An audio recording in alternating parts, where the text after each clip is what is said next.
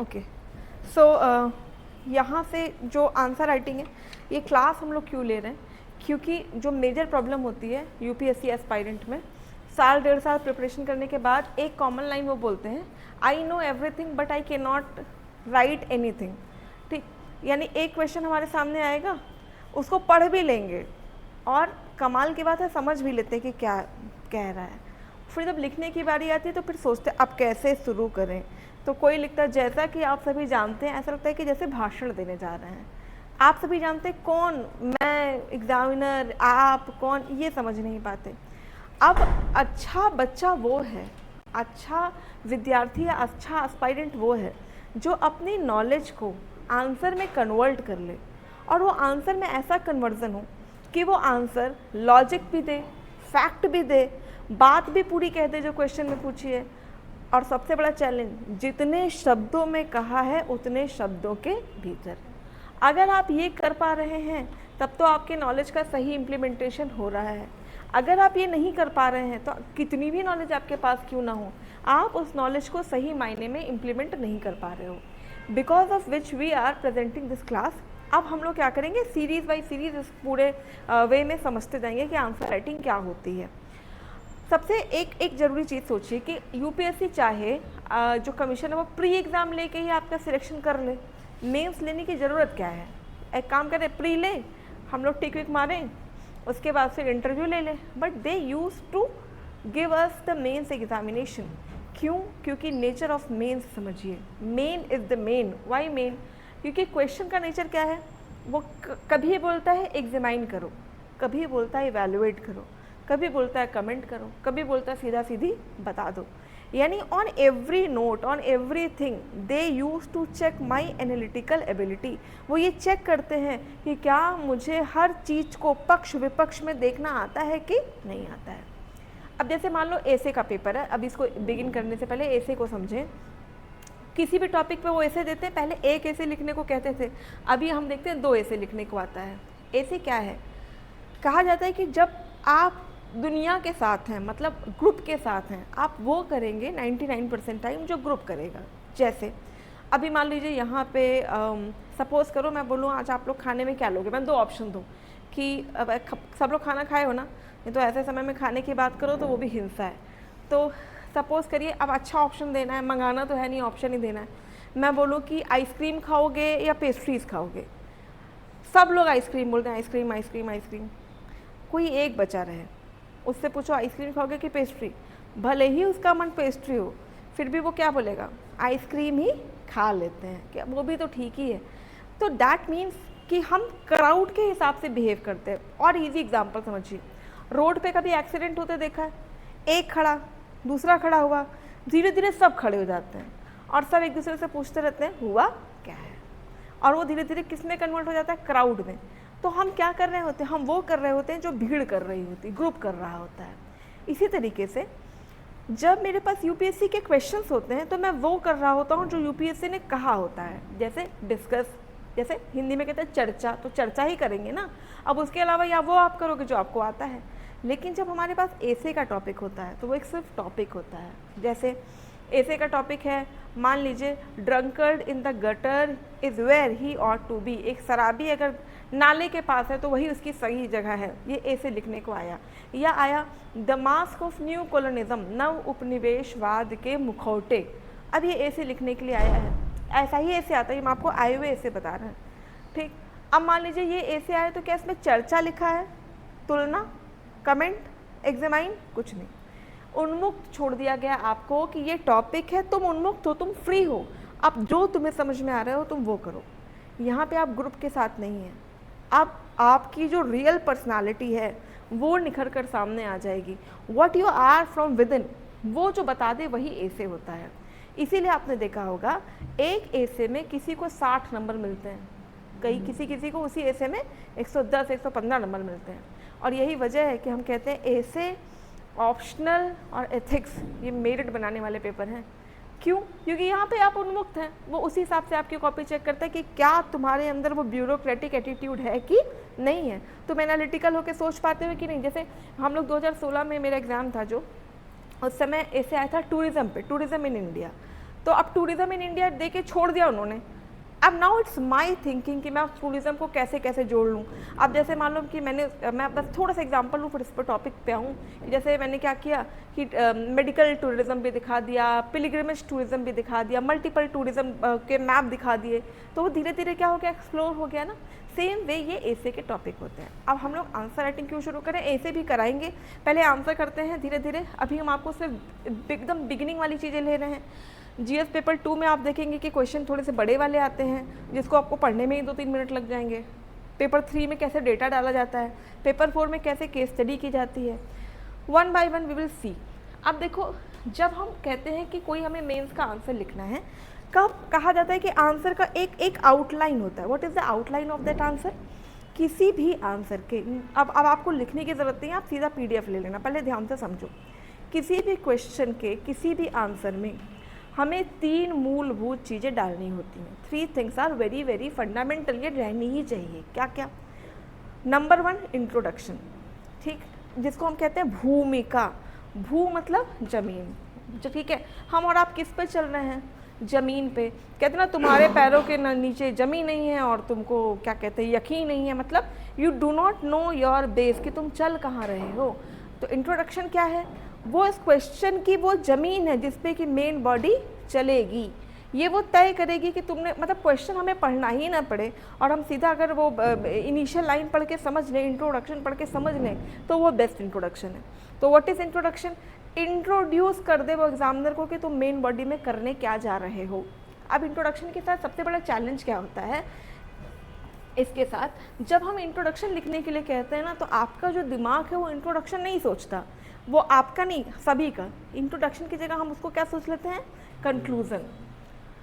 हम बहुत जल्दी में रहते हैं ना, human is always in rush.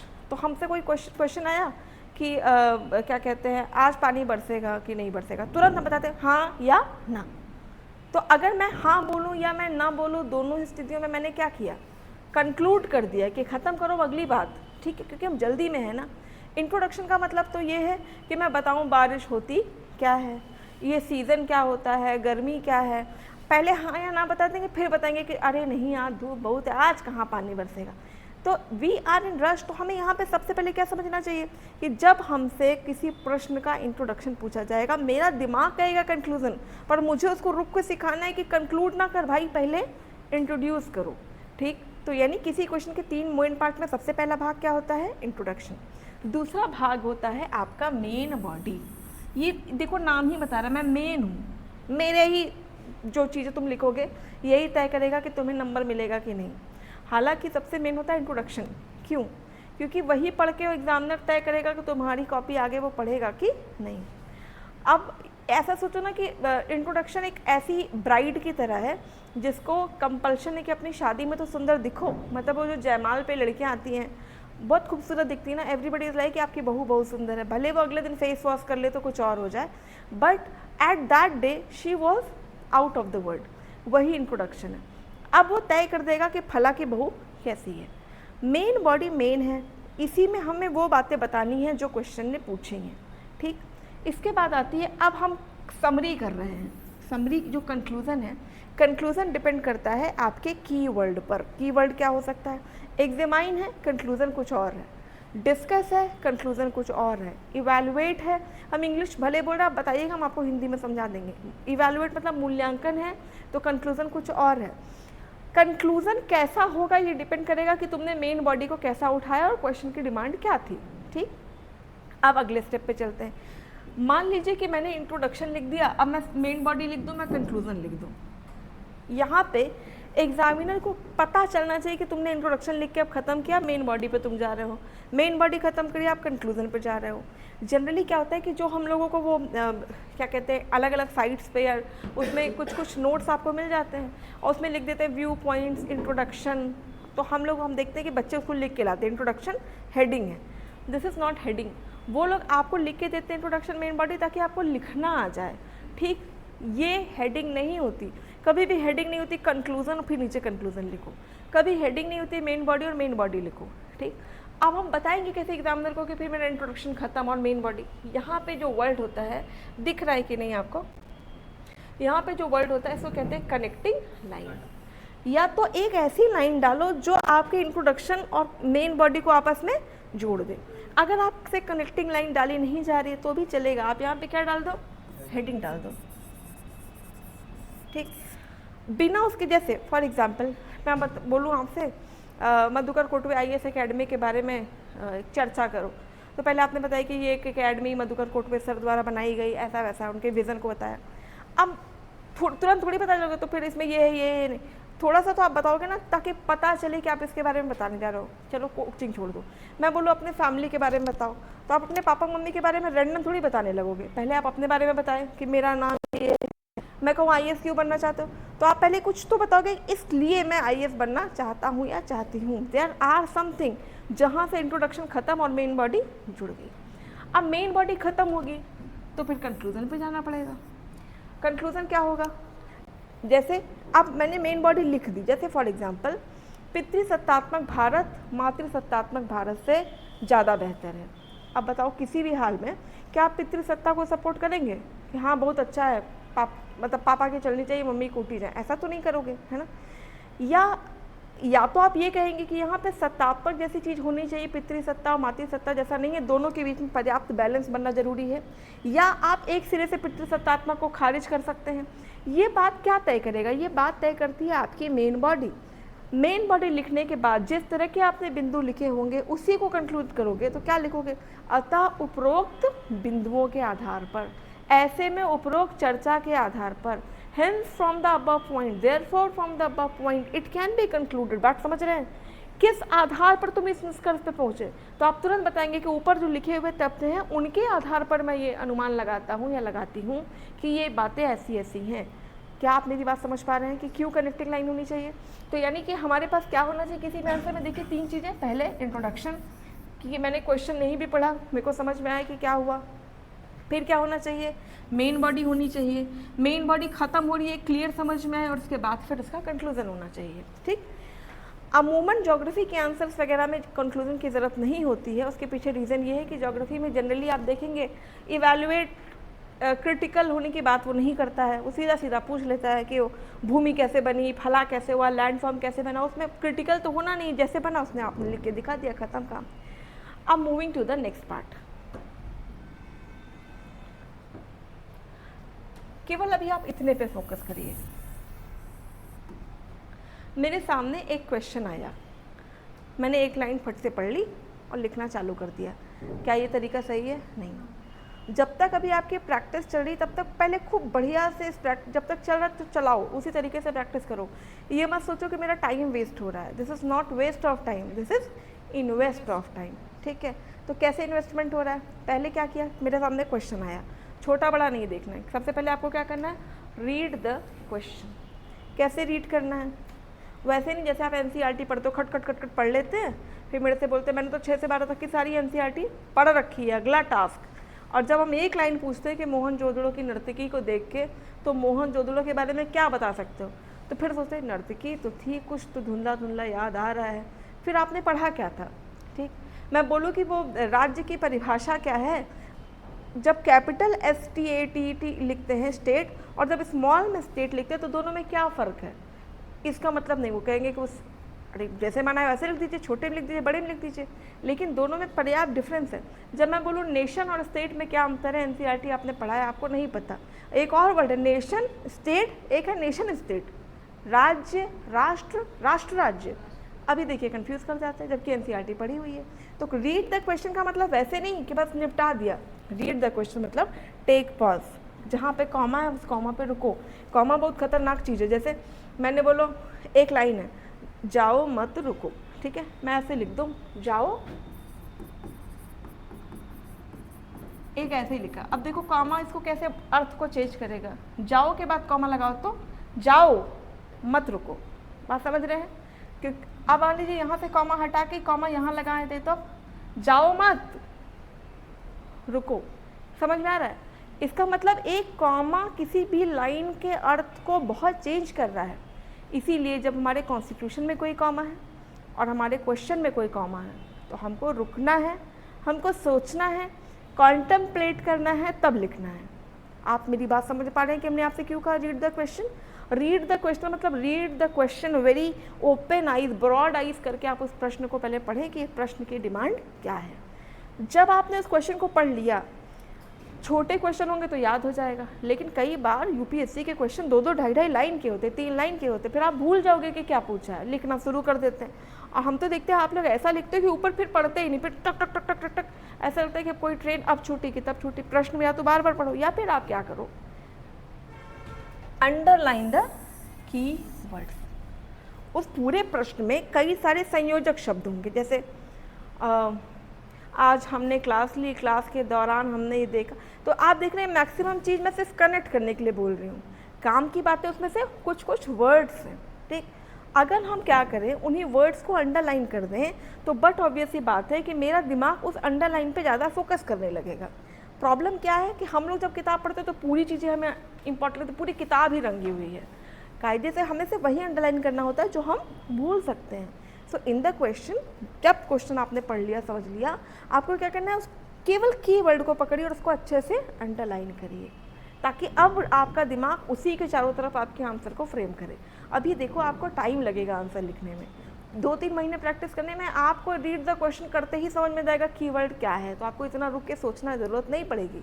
अब क्या करिए, जिस कीवर्ड को आपने अंडरलाइन किया है उसको आपस में जोड़ने का प्रयास करिए, और जब वो आपस में जोड़ दे, अब बारी आती है इंट्रोडक्शन को लिखने और सोचने की। यहाँ तक समझ गए कि नहीं? जहाँ ना समझ में आए बताते चलिएगा। चलिए देखिए कैसे करते हैं इसको। देखिए ये 2025 में आया हुआ है क्वेश्चन है, हिंदी में करें कि इंग्लिश में? इंग्लिश वाले कितने बच्चे हैं, हाथ ऊपर करिए। हिंदी वाले सब बच्चे जो हिंदी वाले हैं, चलो दोनों में देखते हैं। इंग्लिश में थोड़ा सा समझना आसान होता है, क्यों? क्योंकि वो ट्रांसलेटेड है हिंदी वाला। इंग्लिश में पहले हिंदी में ही देख लो। प्रश्न पहले क्या करना हमको, रीड द क्वेश्चन। चलिए रीड करते हैं। भारत और कॉमा लगा है नहीं, या लिखा है नहीं, और लिखा है मतलब भारत भी और अमेरिका भी। भारत और संयुक्त राज्य अमेरिका में क्षमा करने की राष्ट्रपति की शक्ति की तुलना कीजिए। एकदम अच्छे से समझते जाइएगा। फिर देखिए आगे क्या लिखा है, तथा विषमताओं को स्पष्ट कीजिए। फिर देखिए अभी भी प्रश्न खत्म नहीं किया यूपीएससी ने, क्या दोनों देशों में इसकी कोई सीमाएं हैं? क्वेश्चन खत्म हुआ क्या? नहीं। अगला क्वेश्चन, अग्रिम माफी क्या होती है? ये 150 शब्दों में पूछे, आप सोचो 150 शब्दों में कितने क्वेश्चन हो गए। पहला प्रश्न, भारत और संयुक्त राज्य अमेरिका में क्षमा करने की राष्ट्रपति की शक्ति की तुलना कीजिए। क्या करना है? अभी अगला प्रश्न, विषमताओं को स्पष्ट कीजिए। तीसरा प्रश्न, क्या दोनों देशों में इसकी सीमाएं हैं? चौथा, अग्रिम माफी क्या होती है इंग्लिश में? पहला प्रश्न कंपेयर, दूसरा कंट्रास्ट, किसका, कौन सी पावर, ठीक। कीवर्ड को अंडरलाइन करते चलिए। पहला कीवर्ड कंपेयर, दूसरा कंट्रास्ट, तीसरा किसकी कंट्रास्ट, प्रेसिडेंट की पावर, कौन सी पावर, पार्डन करने की पावर, क्षमा करने की पावर। अगला देखिए लिमिट्स, लास्ट। अब क्या पूरा प्रश्न मुझे देखने की जरूरत है? नहीं। अब तुम देखो इस पूरे प्रश्न का मूल भाव किस चीज के चारों तरफ ये पूरा प्रश्न चल रहा है? किसके चारों तरफ ये पूरा प्रश्न चल रहा है? अच्छा चलो, क्या कंपेयर के चारों तरफ चल रहा है, कंट्रास्ट के चारों तरफ, प्रेसिडेंट की पावर की तरफ, पार्डन की तरफ, लिमिट की तरफ, प्रीएम्प्टिव पार्डन की तरफ? सबसे ज़्यादा मेन कौन है? President's power. कौन सी पावर? पार्डन की पावर। यानी जिसके चारों तरफ प्रश्न चले बस मुझे वहीं पे अपनी शक्तियां सारी लगा देनी है, और इसी से बस अब अपनी बात शुरू कर दे तो मेरा इंट्रोडक्शन बन जाएगा कि नहीं बन जाएगा। अब आते हैं दूसरा प्रश्न, समझाने की ज़रूरत है। अभी बस मैंने आपको इतना बताया कि कैसे प्रश्न को पढ़ना है, कैसे कीवर्ड्स को अंडरलाइन करना है और फिर सोचना शुरू करना है। अब चलते हैं हमारे पहले स्टेप, और ये पहला स्टेप है, इसका नाम है इंट्रोडक्शन, ठीक। अभी ये प्रश्न लिखा ही नहीं है तो बस आपको सिखा रहे हैं। चलिए अगर हम इंट्रोडक्शन की बात करें, मैंने आपको इनिशियली बताया भी था कि किसी प्रश्न को शुरू करने के बहुत सारे तरीके हैं। कोई एक तरीका नहीं होता कि ऐसे ही लिखना है। जैसे फॉर एग्जांपल आप में से बहुत सारे मैथ्स वाले बच्चे होंगे, 10वीं तक तो मैथ्स सबने पढ़ी है ना, पढ़ी है कि नहीं, मतलब पढ़ के पढ़ी है, ठीक है। तो उसमें आप देखते होंगे कि जब हमें कुछ तो वैल्यू पूछी जाती थी कि 10 मेज का दाम इतना है, 4 कुर्सी का इतना है, तो 3 मेज का कितना प्राइस होगा, और हमें नहीं पता होता तो हम क्या कर लेते थे, मान लेते थे क्या, x, एज्यूम की वैल्यू x है। जहाँ कुछ नहीं मिला, x भाभी है, वो घर में सब कुछ कर लेती हैं। तो वैसे ही अगर किसी क्वेश्चन को मैं चाहूँ तो अज्यूम करके शुरू कर लूँ। जैसे अज्यूम मतलब 2040 में भारत का फ्यूचर क्या होगा, अज्यूम, ठीक है। यानी अज्यूम करके भी हम अपनी बात को शुरू कर सकते हैं। कुछ मैथ्स में और तरीके आपको याद होंगे, जहाँ जो बात प्रूफ करनी होती थी हम लोग पहले उसको प्रूफ मान लेते थे और लास्ट लाते लाते लाते लाते प्रूफ कर देते थे। अब इस तरह का कोई क्वेश्चन है कि भारत में क्या कहते हैं, आने वाले समय में पेपर लीक जैसी सब जो चीज़ें हैं वो ख़त्म हो जाएंगी और स्वर्णिम भारत का निर्माण हो जाएगा। तो मैं मान लूँ कि पेपर लीक खत्म हो गया है, स्वर्णिम भारत का निर्माण हो गया, तो फिर कैसा भारत होगा उसकी पूरी कल्पना कर दी, तो आंसर मेरा हो गया। बात समझते जा रहे हो कि नहीं। या फिर याद करिए वो फिजिक्स और जो आप ज्योग्राफी में पहले पढ़ते होंगे कि हम लोग कंपेयर करा देते थे, किसी से तुलना करा दिए। जैसे किसी ने कहा निंदक नियरे राखिए आंगन कुटी छवाए, वो लाइन पढ़ी होगी ना। अब मुझे से कहा गया इसका भावार्थ लिखो, तो मैंने निंदा और आलोचना में चर्चा कराई, तुलना कराई, बात शुरू कर दिया। जब मुझे कुछ नहीं आता था तो हम लोग क्या करते थे, जब कोई तरीका याद नहीं आ रहा तो हम उस समय करते थे डिफाइन, सबसे आसान ईजी मेथड जो ग्रेजुएशन पीजी में खूब होता है। कुछ आए ना आए परिभाषा तो हम ऐसे बना देते हैं, अब वो तो समझ लो कि गलत बनी सही बनी, बना लिए। इन्हीं कुछ चीज़ें हैं जिनसे हम अपने आंसर को अभी भी शुरू कर सकते हैं। बट वहाँ पे याद क्या रखना है, प्रश्न का मूल भाव पकड़ो। जो 5-7 चीज़ें लिखी हैं उसमें से मूल प्रश्न को पकड़ो कि पूरा जो प्रश्न है वो किसके चारों तरफ घूम रहा है, उसी से परिभाषा बनाओ, उसी को अज्यूम करो, उसी पे कंपेयर होगा, वहीं डाटा होगा। सब कुछ किसके चारों तरफ, किसके चारों तरफ, मूल भाव के चारों तरफ। जो प्रश्न का ओरिजिन है, जो कोर है, उसी के चारों तरफ आपको चलना है। जैसे देखिए पहला हम आपको तरीका हम लोग समझेंगे कि हम डिफाइन करके किसी आंसर को कैसे शुरू कर सकते हैं। अगर मान लीजिए कि अब 20 क्वेश्चन है, सबको डिफाइन थोड़ी करेंगे, कुछ तो अपने को अलग करना होगा। आप डेटा करके किसी को कैसे शुरू कर सकते हैं। अब आज मन करा डेटा भी नहीं करो, कंपेयर करके क्या शुरू कर सकते हैं, क्या कर सकते हैं। एक ही वजह तो आपको बहुत दुख हो रहा है ना, एनेक्डोट बना के कैसे शुरू कर सकते हैं, what is the meaning of anecdote. अभी आज हम लोग सिर्फ इंट्रोडक्शन सीखेंगे और कुछ नहीं सीखेंगे। चलिए वही क्वेश्चन शुरू करते हैं जो हम लोगों ने ऑलरेडी डिस्कस किया हुआ है। ये वाला क्वेश्चन आपको याद है, क्वेश्चन था 2022 के पेपर में आया हुआ है, examine the role of geography in shaping Asian history. इसके कुछ आंसर मेरे पास आए ऐसे बड़े बड़े से, और उसमें मेरे से कहा गया अपने हिसाब से देख लो, समझ लो, इतना ही उनसे बना है। कुछ बच्चे एनेक्डोट का मेरे को लेके बता रहे थे कि एनेक्डोट नहीं बन रहा, बाकी सब हमसे बन रहा। हालांकि बाकी सब भी उनका गंदा ही है, लेकिन वो ये बता रहे हैं कि एनेक्डोट और देख लीजिए बस। एनीवेज, इसी प्रश्न को आराम से पहले इंट्रोडक्शन सीखते हैं। पहले प्रश्न समझिए क्या लिखा है, examine the role of geography in shaping ancient history. Hindi में प्राचीन इतिहास के निर्माण में भूगोल की भूमिका का, एग्जामाइन को हिंदी में कहते हैं परीक्षण, परीक्षण कीजिए। अब स्टेप के हिसाब से सबसे पहले मुझे क्या करना चाहिए, सबसे पहले क्या करना चाहिए, रीड द क्वेश्चन।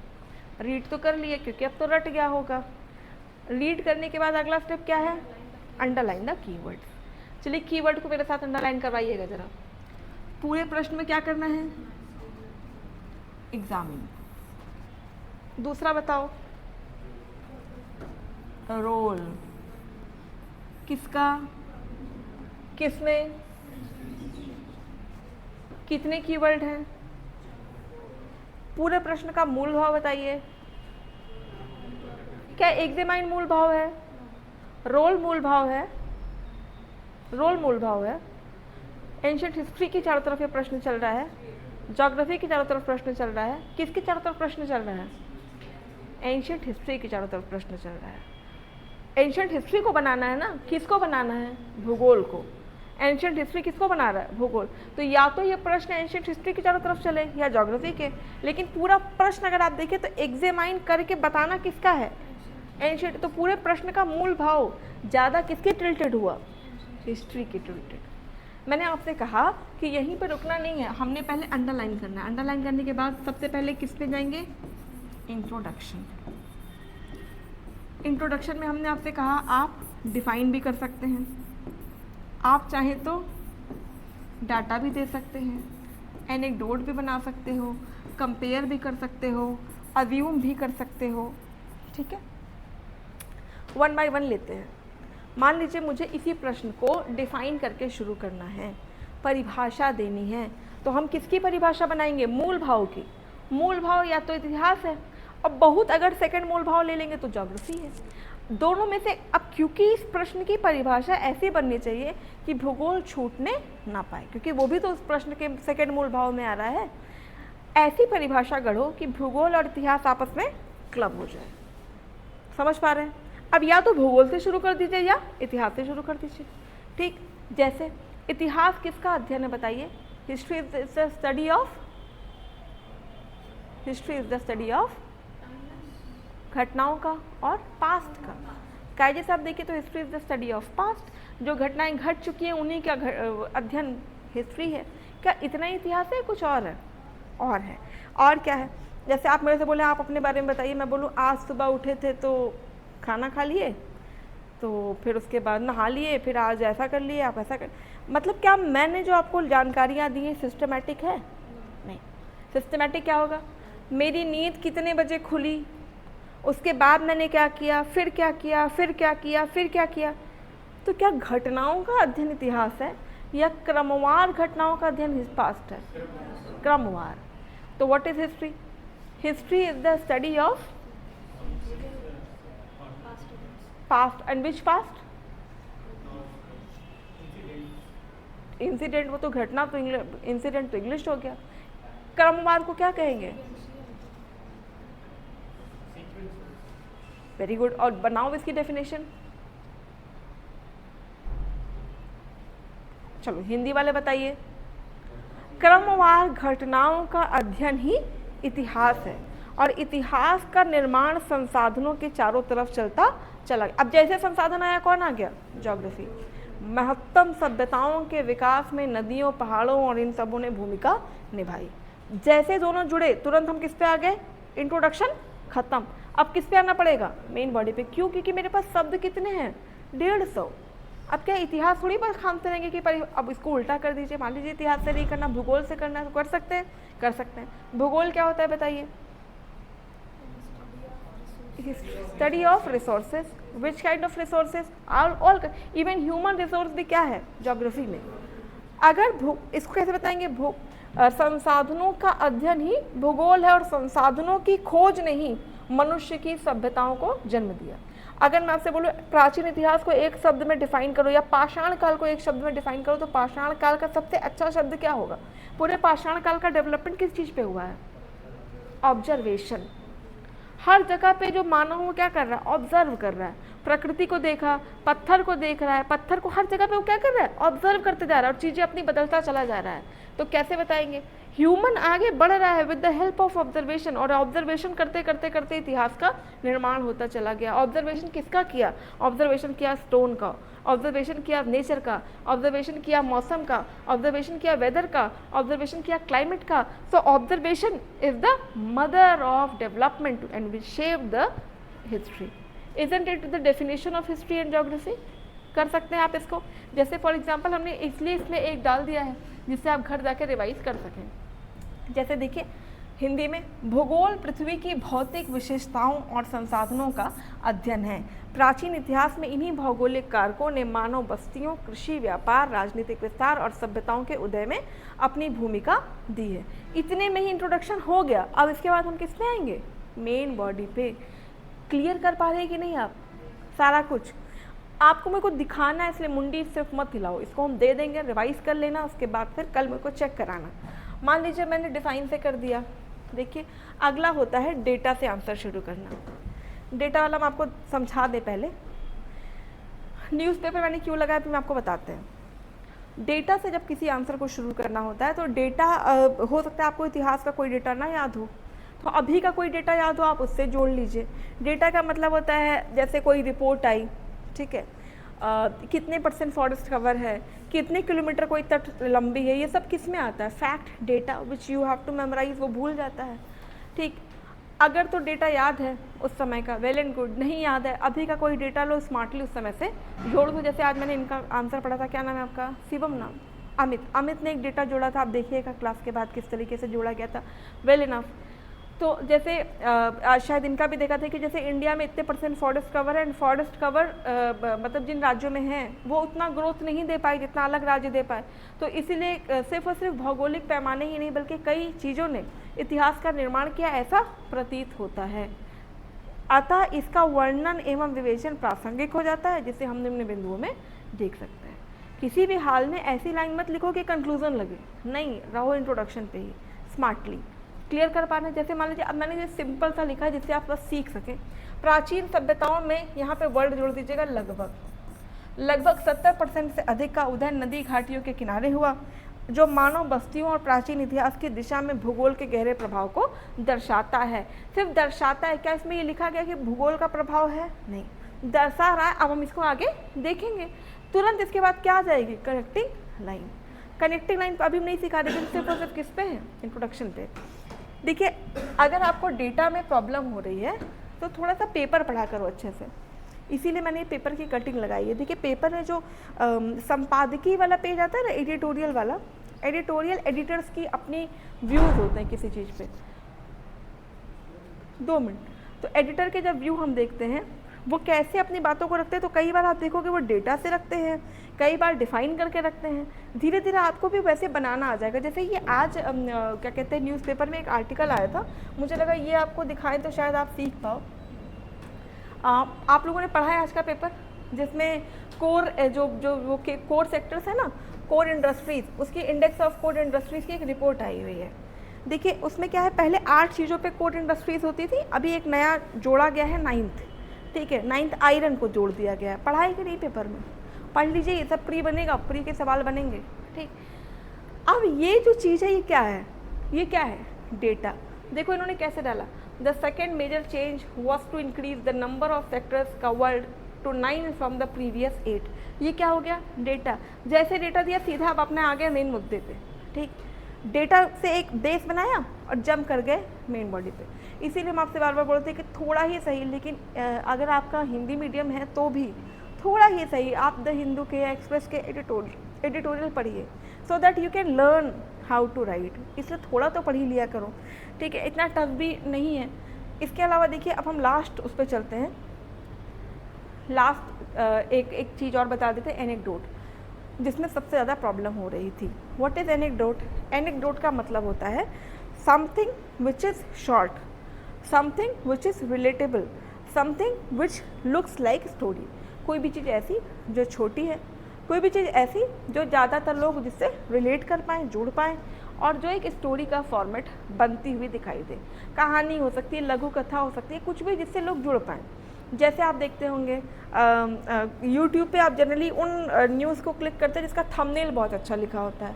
अगर मान लीजिए किसी के थंबनेल पे लिखा है रातों रात बना IAS ऑफिसर, मैक्सिमम बच्चे क्लिक करते हैं कि यार ये वाला मिल जाए, रातों रात वाला ज़्यादा सही है, एक रात पढ़ लेंगे, भले उसमें फिर वो कुछ भी बताए। फिर कोई मम्मी जैसे ज़्यादातर कैसे देखेंगी, एक पूजा करने से बच्चे का भाग्य चमकाए, वो तुरंत सोचेंगे वो वाली कर लो, एक पत्ता जलाया और मिली करोड़ों की दौलत, ठीक है, ये मेरे जैसे लोग क्लिक करेंगे कि पत्ता ही जलाने। तो ये क्या है, this is something which can be related to every, सबको पैसे चाहिए, ठीक है। अब यही होता है एनेक्डोट। खास तौर से आप NCERT की बुक्स में देखिए कैसे लिखा होता है।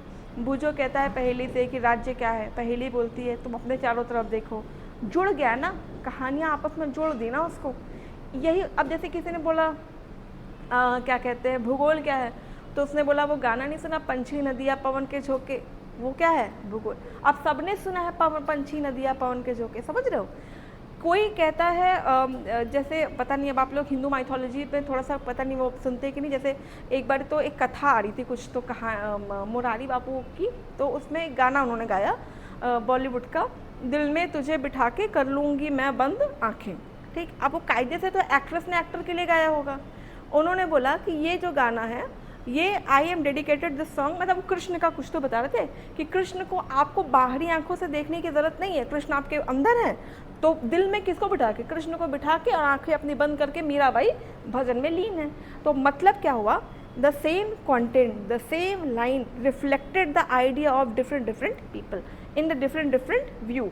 इसी को हम कहते हैं एनेक्डोट। ये ऐसा कुछ आपको गढ़ना है कि आप वो दिखा दें एग्जामिनर को जो बाकी लोगों से आपको अलग खड़ा कर दे, स्टैंड आउट कर दे।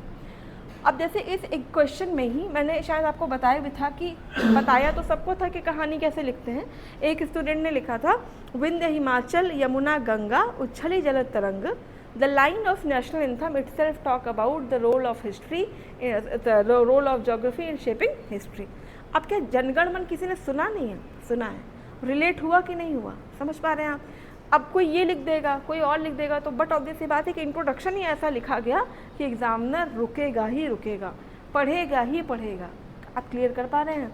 अब जैसे देखिए, ये थोड़ा सा पोएटिक मैंने बनाने की कोशिश की।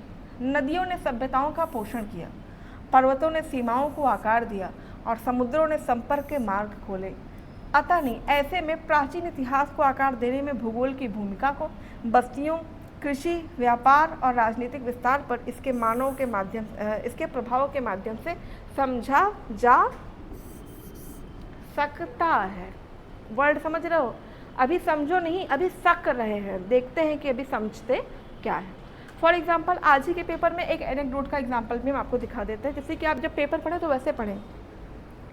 एक न्यूज़पेपर में आया था एल्डरलीज पे कि भारत का जो युवा है, या मतलब जो इंडिया क्या कहते हैं, वो जो भारत के जो लोग हैं, वो अभी बच्चे जो हैं वो फैमिलीज़ के बारे में क्या सोचते हैं, परिवार के बारे में क्या सोचते हैं। तो ये जो लेखिका हैं, उन्होंने ऐसे अपनी बात शुरू की। उन्होंने बोला कि एक ग्रैंड मदर है, दादी हैं, दादी से पूछा कि आपको आजकल की जनरेशन के बारे में सबसे अच्छा क्या लगता है? तो दादी ने बोला, मेरे बच्चे बड़ा अच्छा बोलते हैं, जब भी उनसे कहो शादी वादी कर लो तो बोलते हैं शादी नहीं, पहले हम अपना करियर बनाएंगे। बात समझ रहे हो? अब ये हर दादी की लगभग यही कहानी है, हर मम्मी यही बोलती हैं। और मुझे ये बात बहुत अच्छी लगती है कि बच्चे अब शादी ब्याह से ज़्यादा अपने पढ़ाई पे फोकस दें, अपने गोल पे फोकस दें। इतना बता के फिर लेखिका सीधे आ गई आर्टिकल पे और सारे डेटा उन्होंने दे दिए। लेकिन जैसे ही उन्होंने ये बात लिखी, majority of the people will read this article, are you understanding?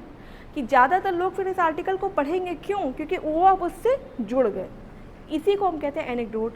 Anecdote का सिंपल मतलब क्या? When you have written something जिससे बाकी सब लोग कलेक्टिव हो गए, जुड़ गए, समथिंग विच इज़ रिलेटेबल, जो हुक का काम किया, उसी को एनेक्डोट कहते हैं। क्या अब आप तीनों चीज़ें समझ पाए?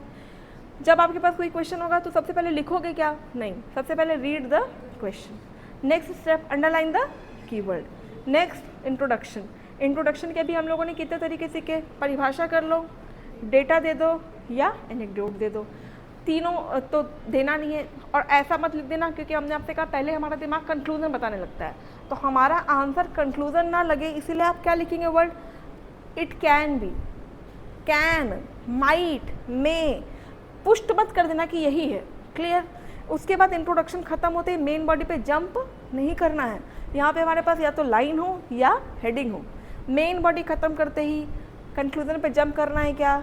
नहीं, पहले क्या? या तो हेडिंग या कनेक्टिंग लाइन, और उसके बाद फिर ही हम आगे बढ़ेंगे। इज़ दैट क्लियर और नॉट? ठीक। पेपर भी पढ़ो तो इसी वे में पढ़ो, इसीलिए हमने आज आपको 2-2, 3-3 पेपर की कटिंग्स दिखा दी। अदरवाइज फिर रेंडम आप पता नहीं क्या ही पढ़ने लगते हो। पेपर पढ़ने में ये भी सीखना है, किसी भी हाल में एडिटोरियल मिस नहीं करना है। एडिटोरियल तो अपने को पढ़ना ही पढ़ना है। ठीक है, अभी की क्लास हम यहीं पे रोक रहे हैं। कल मुझे जो ये क्वेश्चन हमने दिया, अब आई होप कि आप क्लियर है, तो कल मुझे ये आंसर आप लोग चेक करा देंगे। नहीं आ पाए, इट इज़ ओके, आप मेरे को व्हाट्सएप कर दो, आपके जो नंबर आपके पास है ही ग्रुप में भेजो, पर्सनल मत भेजा करो, ग्रुप में भेजो, जिससे कि बाकी लोग भी आपके आंसर्स को देखें। आप ये मत सोचा करिए कि मेरा वाला कुछ ज़्यादा अच्छा है, बाकी लोग पढ़ के कहीं मेरे वाले पॉइंट्स ना ले लें। लेट मी क्लियर यू, अभी किसी के आंसर में वो बात नहीं कि अगला बंदा ले लेगा तो वो टॉप कर जाएगा, नहीं, किसी में नहीं है। तो आप आराम से भेजिए, एक लर्निंग कम्युनिटी डेवलप करो, एक दूसरे के आंसर चेक करोगे तो आपको बहुत कुछ पता चलेगा। ठीक है, इनफैक्ट ज़रूरी थोड़ी कि यही लाइन आ जाए, और जिसको आता है फिर उसको बहुत कुछ आता है, वो छिपाने से कुछ नहीं होता। वो एक लाइन है ना कि वो विद्या की चोरी भी नहीं हो सकती, बांटा भी नहीं जा सकता, है ना, वो उद्यम धन वैसा कुछ समझ के बस पढ़ना है। तो थैंक यू सो मच। कल मेरे को बस इंट्रोडक्शन इसका चेक कराइएगा, डिफाइन करके, डेटा करके, एनेक्डोट बना के, ठीक है।